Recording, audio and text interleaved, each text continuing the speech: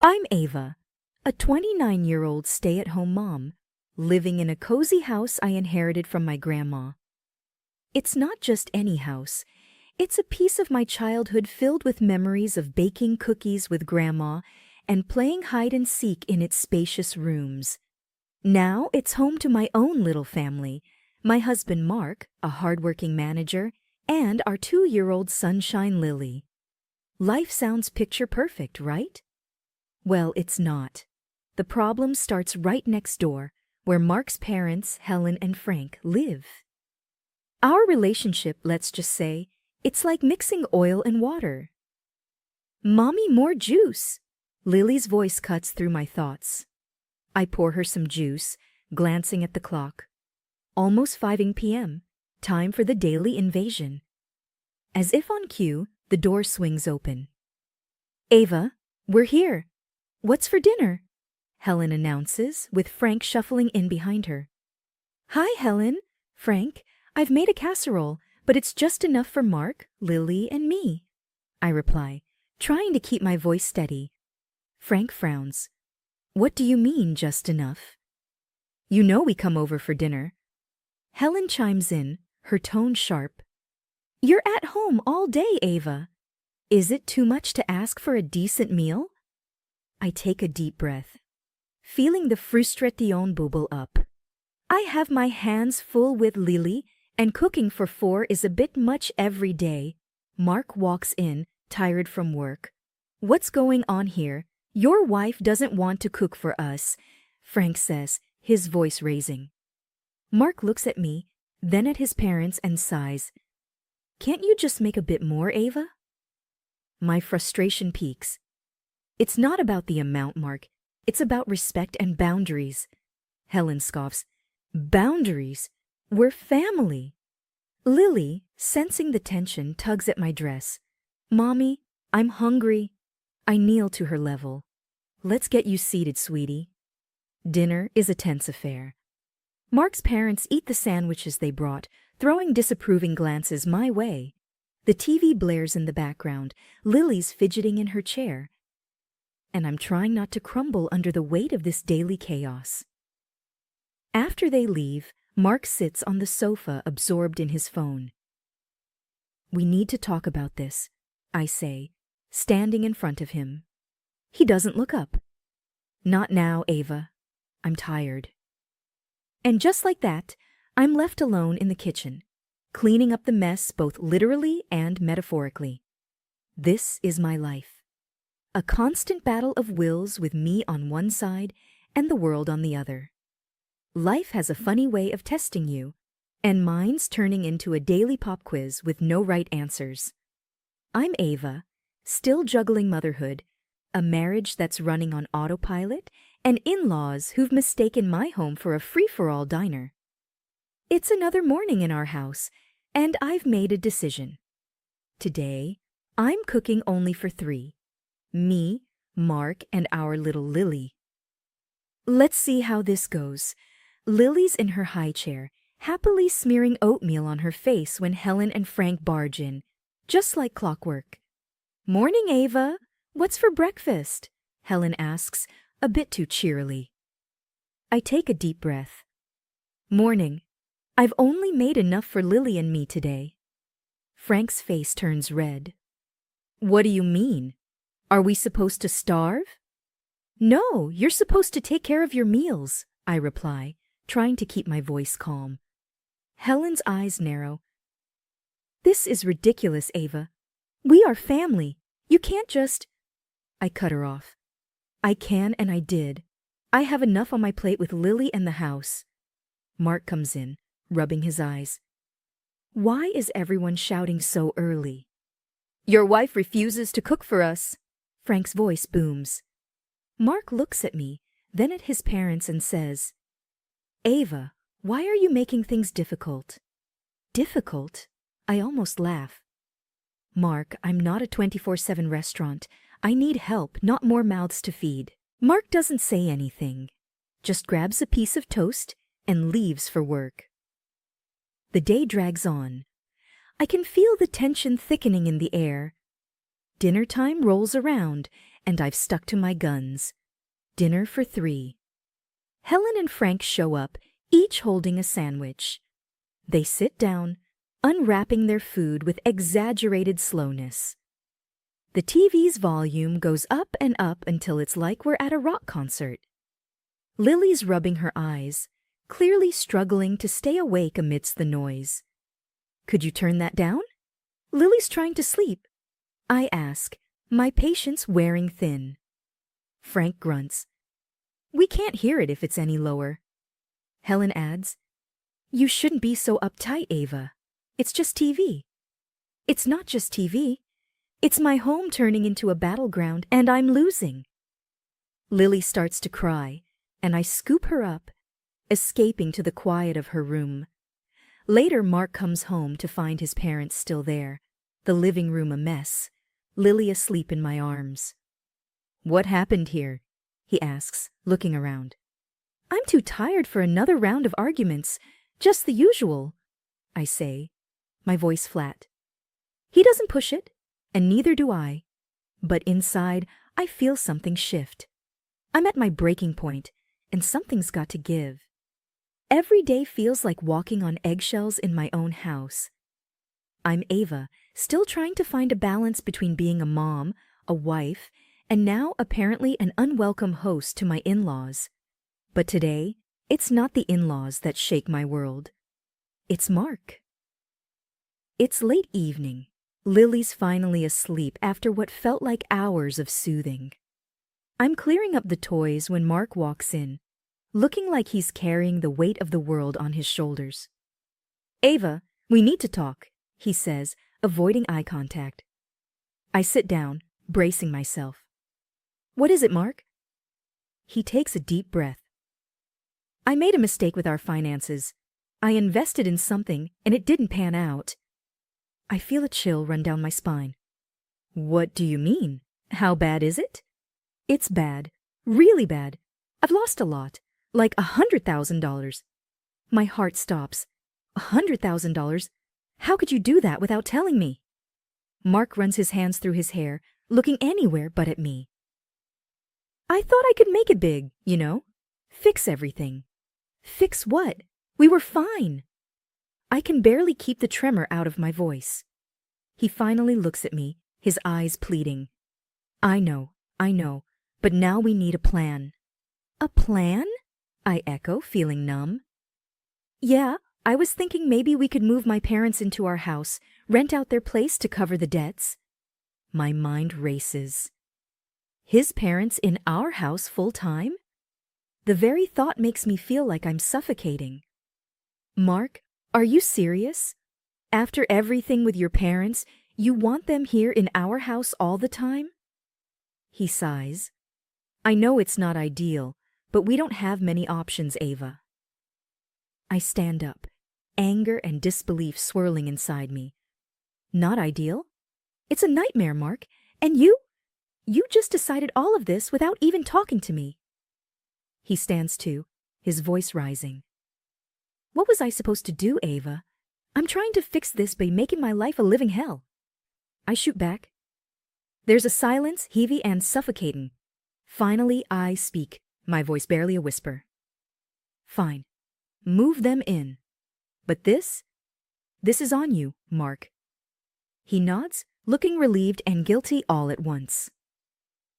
But all I feel is a deep sinking dread. This isn't just about money anymore. It's about trust, and I'm not sure how we come back from this.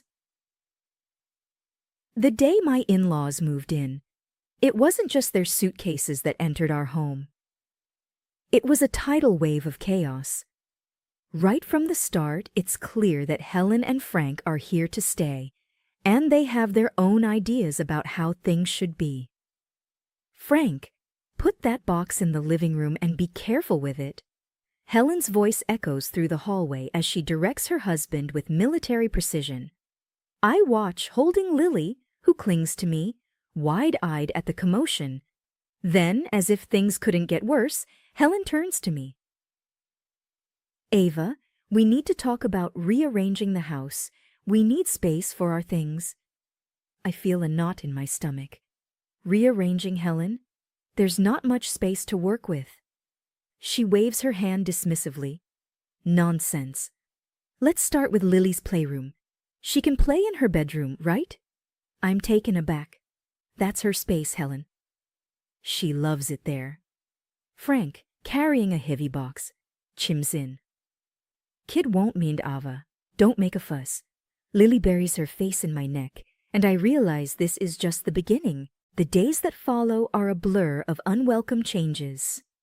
Helen and Frank unpack their belongings, turning the living room into their personal space. They replace my tasteful decor with their old-fashioned knickknacks, and the TV blares day and night with their favorite shows. I try to cook dinner one evening, with Lily tugging at my apron. Frank strolls in, eyeing the pots on the stove. What's this? Another one of your experimental dishes? I bite my tongue. It's a new recipe, Frank. If it's not to your liking, feel free to make something yourself. He laughs. In my day, women knew how to cook for their families. I feel a flash of anger, but before I can respond, Mark enters, looking weary. Can't we have one peaceful meal? I turn to him, my patience wearing thin. Peaceful, Mark? Your parents have turned our home upside down. He avoids my gaze, grabbing a beer and retreating to the now occupied living room. Weeks pass, and the tension only grows. Helen has opinions on everything, from how I raise Lily to how I should manage the house. Frank, meanwhile, has taken to criticizing my cooking at every meal. One afternoon, I'm folding laundry when Helen walks in. Ava, these sheets aren't folded properly. Let me show you how it's done. I set my jaw.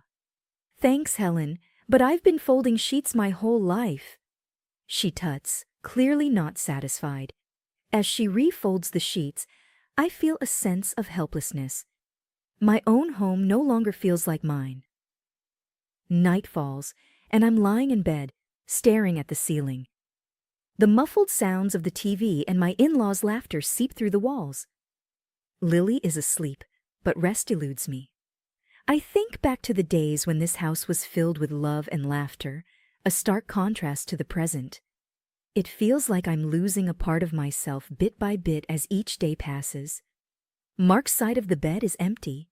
He's been spending more and more time working late. I'm left alone, wondering how things got this bad and what, if anything, I can do to take back control of my life and my home. In a house that once felt like mine, I'm Ava, now a spectator in my own life, with my in-laws' takeover and Mark's growing distance. I'm left grappling with suspicions that refuse to settle. One afternoon, while Lily naps and the house is momentarily quiet, I call my brother Jake. Hey, Jake, I say, trying to sound casual. Ava, how's it going? Haven't heard from you in a while. I take a deep breath. Not great, Jake. I'm worried about Mark. He's different. Jake's tone shifts, more serious now. Different how? He's always working late, secretive with his phone, and there's this tension, like he's hiding something. Jake pauses, then says, You think he's seeing someone else? The words sting even though I've thought them 1,000 times. I don't know, Jake. I just feel like I'm losing him. There's a resolve in Jake's voice when he speaks. Let me do something. I have a friend, a private detective. He can discreetly check on Mark, see what's up. I'm hesitant. A detective? Isn't that a bit much, Jakey? If something's wrong, you need to know for you and Lily. I sigh, a mix of relief and fear. Okay, do it, but Jake, keep it quiet. I don't want to stir up more trouble if it's nothing. You got it. I'll take care of it, he assures me. Days pass, and each of Mark's late nights and hushed phone calls adds to my growing unease. Then, one evening, Jake calls. Ava, I have some news. Can you meet me tomorrow? Just you. My heart sinks. Yes, I can make it. The next day, I sit across from Jake in a quiet cafe, the air thick with anticipation. So, what did you find out? I ask, my voice barely above a whisper. Jake hesitates, then hands me an envelope. Ava, it's not good. I open it to find photos and reports. There's Mark with a woman I don't recognize and a child. My world spins. He has a child? Jake nods solemnly. I'm sorry, Ava. The detective confirmed it. Mark's been living a double life. Tears blur my vision. How could he do this to me? To Lily? Jake reaches across the table, his hand on mine. You're stronger than you know, Ava. We'll figure this out together. I nod, wiping away tears. I need to confront him, Jake. He has to explain this. Be careful, Ava. You don't know how he'll react. I have to know, Jake. I have to know why. Armed with the truth but shattered inside, I head home. A confrontation is inevitable, and I need to brace myself for the storm that's about to hit. It's the evening of the dinner, and I'm Ava, preparing a meal that I know even my critical mother-in-law can't find fault with. The house is buzzing with a tense energy as I await the arrival of my brother, Jake. Tonight is about more than a family dinner. It's about unveiling a painful truth. As I set the table, I can feel the weight of the envelope in my pocket, heavy with the evidence of Mark's betrayal. My hands shake slightly, but I steady myself. This needs to be done. The dinner starts off like any other. Mark's parents, Helen and Frank, along with Mark, sit around the table, complimenting the food for a change. I catch Mark's eye, and he gives me a small, oblivious smile. It's almost time. Jake arrives, apologizing for being late as he sits down. He casually turns to Mark. So, Mark, Ava told me about your investment ventures. Sounds interesting? Mark, caught off guard, coughs. Oh, yeah, it's nothing big. I watch as Jake probes further. What kind of investments? Stocks? Real estate? Mark stumbles over his words a bit. A bit of everything, really. I can see the confusion on Jake's face, feigned for the others, but all too real for me. Can you tell me more? I've been looking to invest myself. Mark fumbles, clearly out of his depth. It's complex stuff, hard to explain over dinner. That's my cue. I pull out the envelope and place it on the table, pushing it towards Mark. Maybe this will help explain. I say, my voice steady. Everyone's attention shifts to the envelope. Mark opens it, his face draining of color as he sees the photos. Him with another woman and a child. Helen gasps. Mark, what is this? Frank looks on, stunned into silence. Mark tries to speak, but nothing coherent comes out. He looks at me, betrayal in his eyes. Eva, why? Why you? You have a second family, Mark. How could you do this to us? So you moved your parents to my house, and with the money you received from renting their apartment, you kept your mistress. I'm almost yelling now, the pain and anger I've been holding back spilling over. The room is silent, the air thick with shock. Helen and Frank look between Mark and the photos, disbelief written all over their faces. You lied to us, to your own family. Helen whispers, her voice filled with hurt. Frank just shakes his head, unable to find words. Mark stands up, his chair scraping loudly against the floor. I need to explain, he says, but it's clear no explanation can undo this. He walks out of the room, and I'm left there with his parents in a deafening silence. The air in the house is thick with tension. The morning after the revelation, I'm Ava, still reeling from the shock, but ready to face the consequences. Helen and Frank, Mark's parents, confront me in the kitchen, their faces twisted with anger. Helen's voice is sharp as a knife. This is your doing. You drove our son to this. I stare at her, disbelief and anger mixing in my gut. Me? Your son lied to all of us, Helen? Frank chimes in, his voice just as accusing. He was always a good boy until he married you. You must have pushed him away. My hands tremble with fury. I pushed him away. I cared for our family while he... Helen cuts me off. Oh, save it.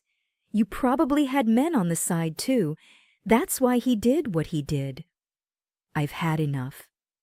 How dare you, I yell. I've been nothing but loyal and supportive, and you blame me for your son's betrayal? Frank steps closer, his face red. Our son would never have done this if it weren't for you. I take a step back, my heart pounding. You know what? I don't need to listen to this. This is my house and I want you out. Now. Helen scoffs. You can't kick us out. This is our son's house too. I stand my ground, firm and unwavering. No, Helen. This house was my grandmother's, and now it's mine. You have no right to be here after what you've said. Frank looks like he wants to argue, but Helen grabs his arm. Let's go, Frank. We don't need to stay where we're not wanted. As they pack their things, I feel a mix of relief and sadness. Once they're gone, I lock the door behind them, the click of the lock echoing in the empty house. Alone in the silence, I let out a breath I didn't know I was holding. I look around the house, my house, and for the first time in a long while, I see a future. A future where Lily and I can be free from lies and betrayal. I pick up the phone to call a locksmith. It's time to change the locks, to change our lives. The house feels different today, like a new chapter has just begun. I'm Ava, standing in my once troubled living room, now a space of peace and possibility. The legal battle is over, and the court's decision still echoes in my mind. I recall my lawyer's words from yesterday. The court has granted you substantial alimony and compensation for Mark's deceit and infidelity. He'll be paying for quite some time. I had felt a mix of relief and vindication hearing that. It wasn't about the money. It was about accountability. Lily, oblivious to the complexities of the adult world, plays on the floor. Her laughter is a balm to my soul. I watch her, thinking about our future. The phone rings, snapping me back to the present. It's Jake, checking in. Hey, Ava, how are you holding up? I smile. Better, Jake? Much better. The court's decision helped close a painful chapter. Jake's voice is warm. I'm glad, Ava. You deserve peace after all this. I glance at Lily. We both do. As I talk to Jake, I can't help but think about Mark. The last I heard, he was struggling to make ends meet, now living with his parents again. It's ironic, I say to Jake. He's back where he started, but this time, by his own doing. Jake sighs. He brought it on himself, Ava. You did what you had to do. I nod, feeling a sense of closure. Mark's choices led him here, and I no longer feel any obligation to worry about him. After the call, I sit with Lily, watching her play. The court's decision has given us a financial cushion, but more importantly, it's given us freedom. Mommy, look. Lily holds up a drawing of our house, our home, she says proudly. I hug her. Yes, sweetie, our happy home. I realize then that this is just the beginning for us, a beginning filled with hope, strength, and the love we have for each other. The road ahead is ours to shape. And I feel ready to embrace whatever comes our way with Lily by my side.